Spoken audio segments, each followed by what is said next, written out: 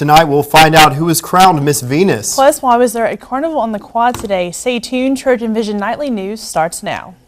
From the high-definition digital production center on the Troy campus, with news from Troy University locations around the world, this is Troy TrojanVision Nightly News.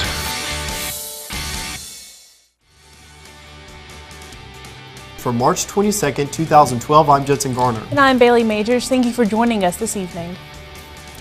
Some of Troy's most beautiful students put on their finest dresses and strutted their stuff last night in an attempt to be the next Miss Venus. Tiffany Lester has the story.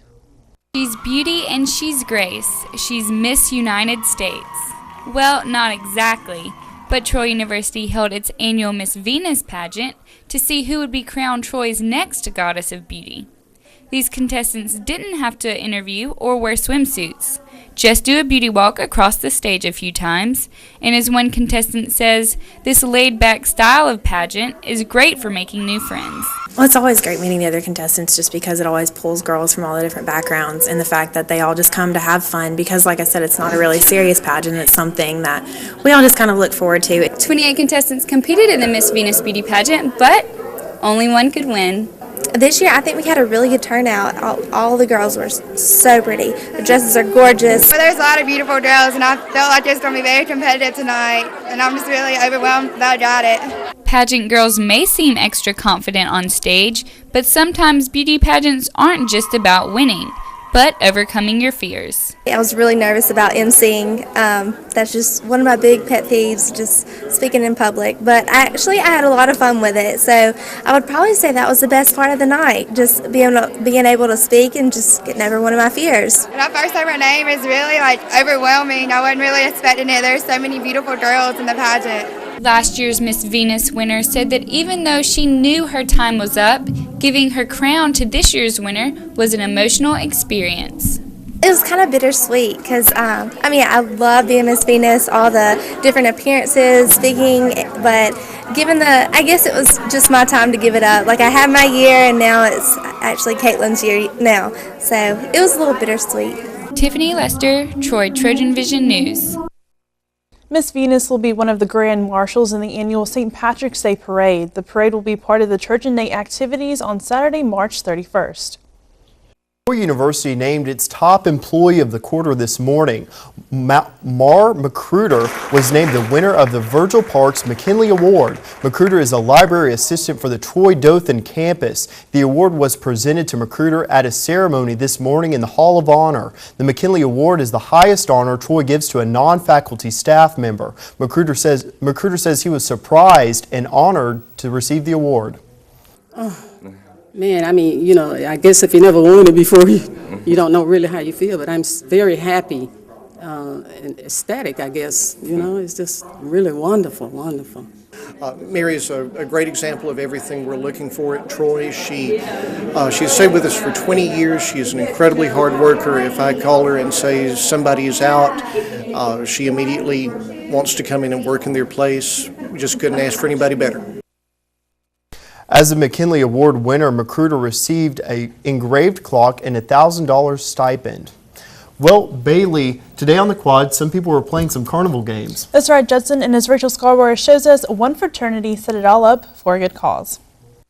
Water games, bowling, and pop the balloons are some favorite carnival games for kids, and the brothers of Phi Kappa Phi brought these and more out to the quad on Tuesday for local students to have a little fun.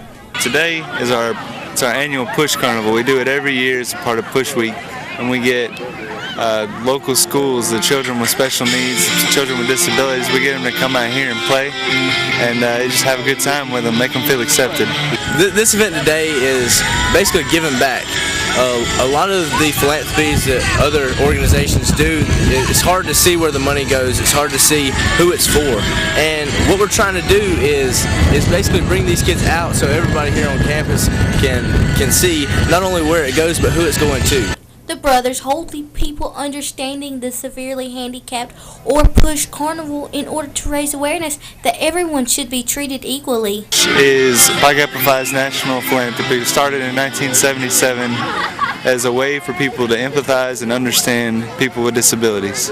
As participants say, today was all about having some fun. Your favorite part about today? Get wet. How many people did you get wet today?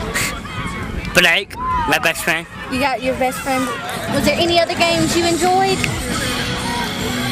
Golf. All these kids, and I'm just proud to be here. One brother says that he hopes college students can learn from these kids. Our main goal for this day is basically to give back and let these kids have a great time, because this is what they deserve. They deserve to be heard, deserve to be known. Rachel Scarborough, Troy, TrojanVision News. The students who attended were from schools around the Pike County area.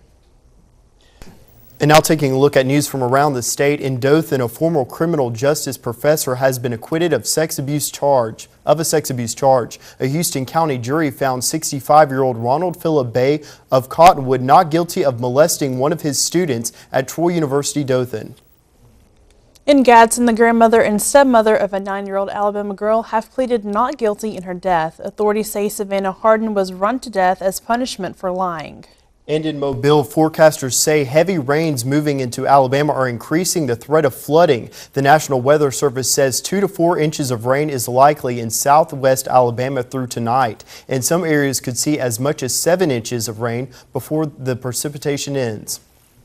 Still to come on TrojanVision Nightly News, the Trojan softball team faced the Auburn Tigers last night. We'll find out how they did when Derek James joins us with sports. But first, Pope Benedict XVI is set to visit Cuba and Mexico this weekend. We'll have more on that after the break.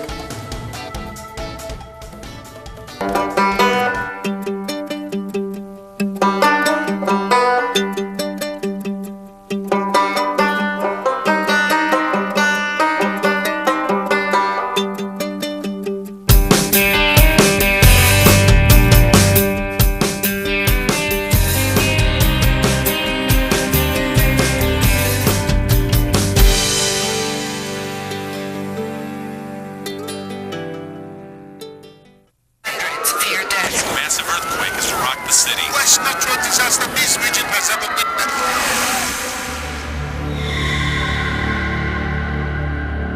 witnessed. When a disaster strikes, time is a killer. The UN Central Emergency Response Fund jumpstarts relief efforts, which saves lives. Help us help in time. Donate now at rapiddisasterrelief.org. From the high-definition digital production studios of Troy University, you're watching the award-winning TrojanVision Nightly News. And now for a look at what's happening across the nation and around the world, we'll go to Judson Garner at the Global News Desk. Judson. Thanks, Bailey. A man suspected of 7 recent murders in France, including gunning down 3 young children at a Jewish school, is dead after police sieged his apartment for 3 days. John Lisk has the latest. A 31-hour standoff with a murder suspect in Toulouse, France, reached a violent end Thursday as police raided his apartment. The killer came out, shooting most violently. Authorities say the suspect, Mohamed Merah, jumped out a window, still shooting, and fell to his death. 2 police officers were injured in the raid, which was the culmination of a siege that began early Wednesday morning. French TV station France 2 says the man seen in this amateur video is Merah. The 23-year-old was wanted in the killings of 3 French paratroopers and 3 students and a rabbi at a Jewish school in Toulouse. Authorities say he told police he trained with al-Qaeda in Pakistan and had planned to attack more soldiers and police Wednesday. He claims to be a mujahideen and belongs to al-Qaeda, and he wanted revenge for the Palestinian children. And he also wanted to take revenge on the French army because of its foreign interventions. After the standoff, French President Nicolas Sarkozy called for unity. Today, the French people have to overcome their indignation. They should not give free rein to their anger. Our Muslim compatriots are in no way involved with the mad motivations of a terrorist. He also strongly affirmed that extremists of any kind would face prosecution. I'm John Lisk reporting. A visit by the Pope can draw thousands of faithful, but can it also bring in millions of dollars? Pope Benedict XVI is set to visit Cuba and Mexico this weekend, and while the Mexican government is spending its share to help welcome the Pope, his appearance will see some financial returns for the area. Rafael Romo has more. Near a colonial city admired for its rich historic architecture, it's a project of celestial proportions. Construction workers have labored for months. Their mission? To build an altar worthy of a pope and an outdoor venue that can accommodate 700,000 people. We have already received people from states throughout Mexico and also from other countries, as well as North and South America. We've had requests from people with an open spirit and anxious to meet Pope Benedict. This is Bicentennial Park in Guanajuato State, the heartland of Mexican Catholicism.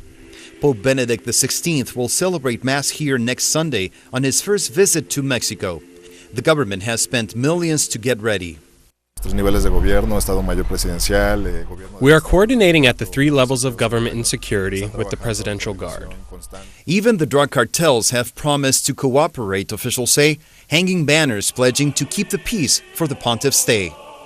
The Pope's visit will be a blessing for Mexico in more ways than one. The Mexican National Confederation of Tourism estimates that 540,000 people will travel to Guanajuato and spend roughly $80 million in meals, transportation, shopping, and lodging.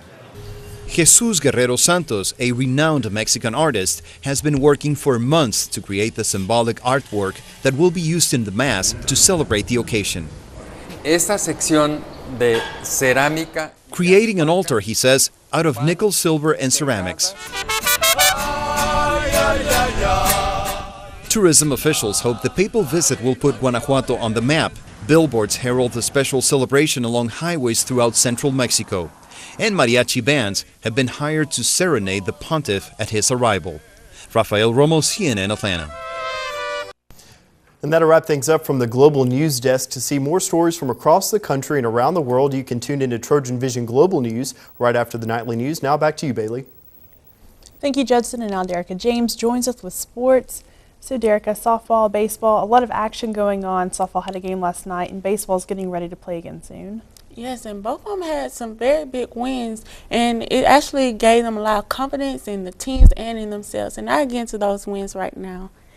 As we look at softball, well, there's no place like home, especially for the Trojan softball team. After being on the road for over 3 weeks, last night, Troy took on in-state opponent and the number 21 ranked Auburn Tigers. Courtney Addison has the details.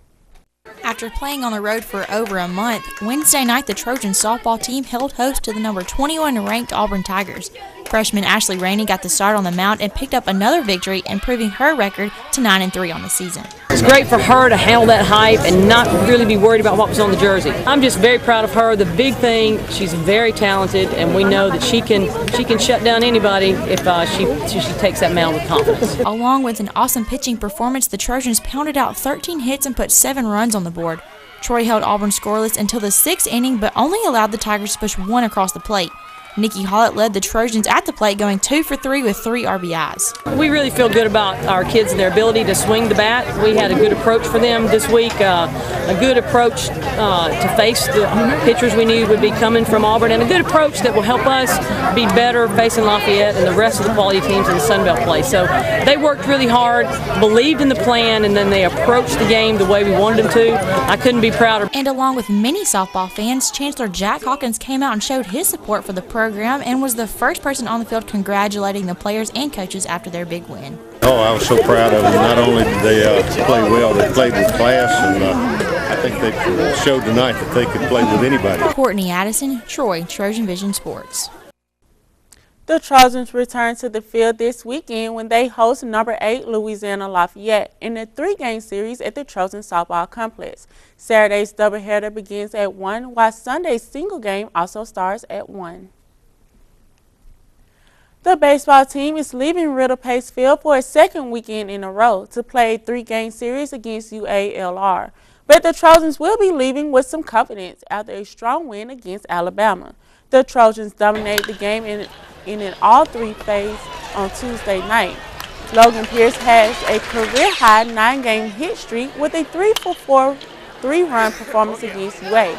Austin Golden was not far behind with 3 hits against Alabama, leading to his 7-game hit streak. Boone Sherry picked up his team leading 27th RBI against the Crimson Tide and is only second in the Sun Belt in that category, closely behind UALR's Sean DeGaulle. UALR ranks 4th in the NCAA, averaging 9 runs per game. Their offense is led by DeGaulle, who has 9 home runs and 35 RBIs, ranking 2nd and 1st in the NCAA respectively. Golden says they don't know what these games hold, but they are going to do their job. We haven't looked at much on them yet. We're worried about tonight's game, but everybody knows T-Ray's going to go out and do his thing. Jimmy, as far as we know, everything's okay with his thumb. He's going to do his thing, and then we don't know what Sunday's got for us, but somebody's going to come out and hopefully do a job there. First pitch between the Trojans is set for 6 p.m. on Friday, 4 p.m. on Saturday, and 1 p.m. on Sunday.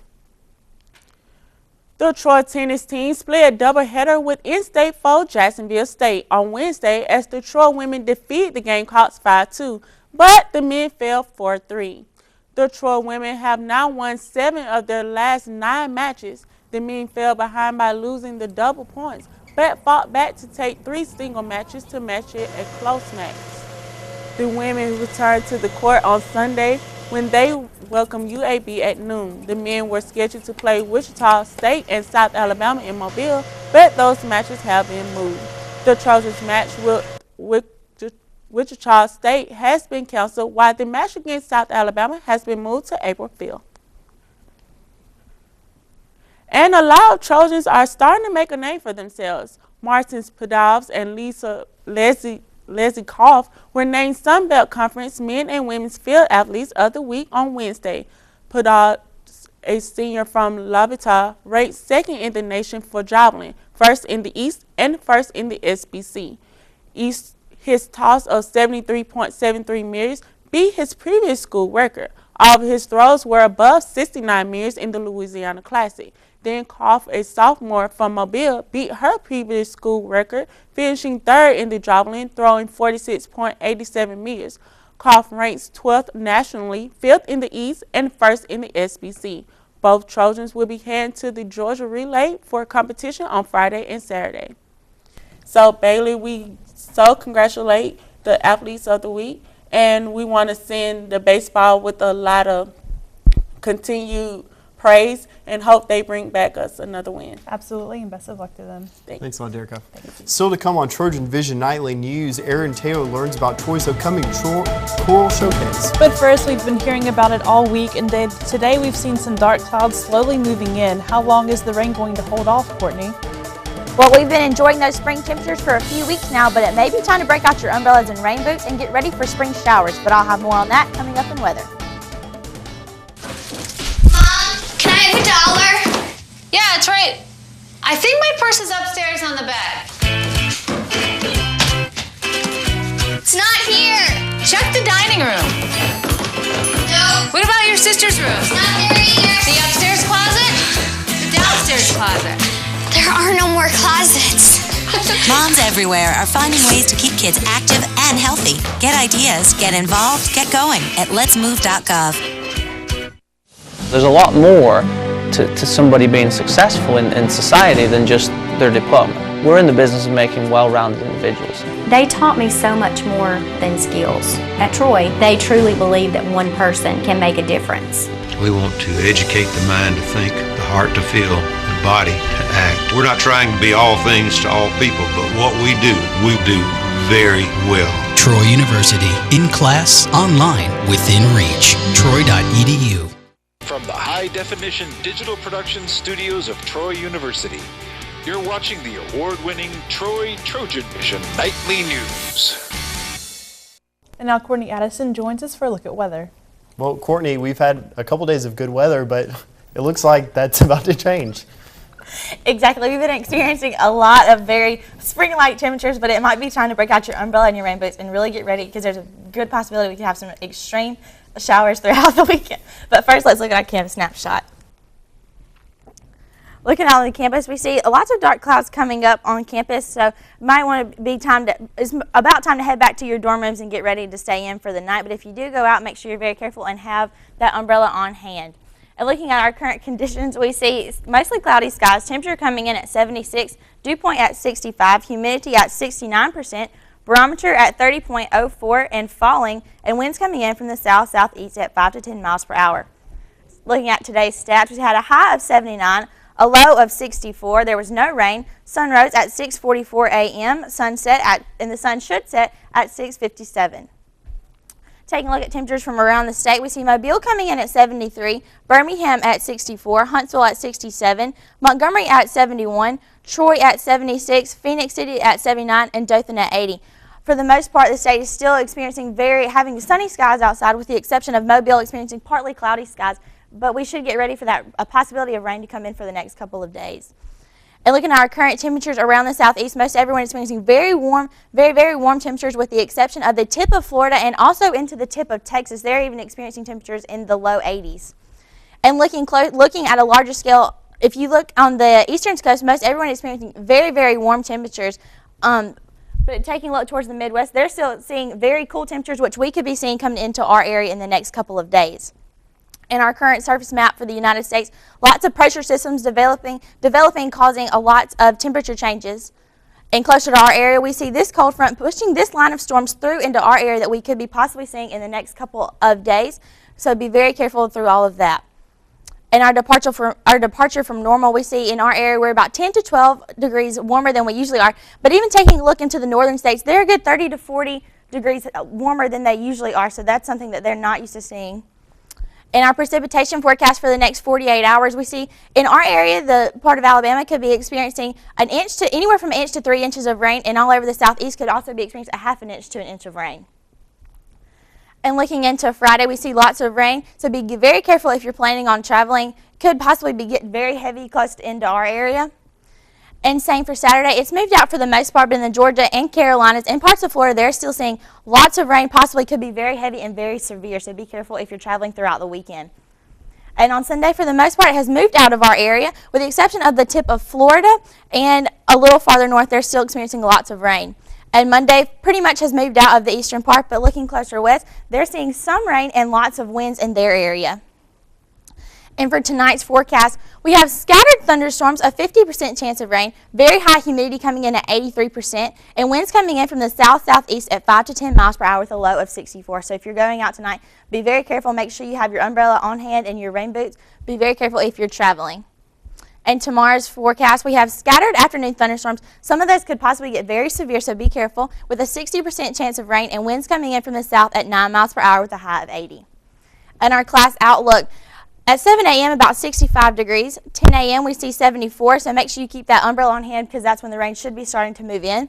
And later on to the afternoon, we see a constant temperature of about 77. Make sure you have that rain gear and plan on staying in tomorrow night. You can possibly watch a movie.